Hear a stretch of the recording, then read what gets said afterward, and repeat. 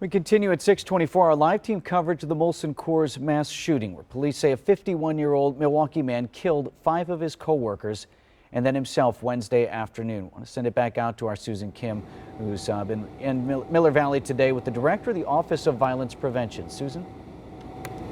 All right, Vince, thanks very much. Yes, Reggie Moore joins me live now to talk a little bit more about the impact this tragedy has on the entire community. Of course, we all know the Miller brand started, in 1855. It has such long-reaching arms. What does today look like for you and your staff as you try to help people with what's going on? Right. So many of our staff were out, several hours yesterday outside of the scene, providing support to the neighbors and everybody that was impacted. And for me personally, I live in this area, and so understanding that my children were coming home from school, other children from Story Elementary were walking home, just making sure that people know that, one, there's a community that cares, that the city of Milwaukee cares, and providing as much support as possible to those who need it.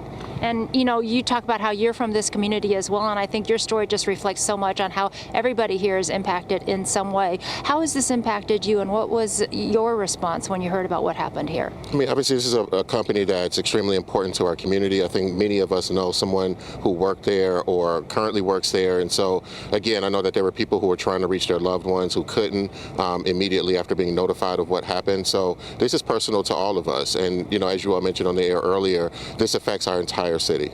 And you're with the Offensive Violence Protection.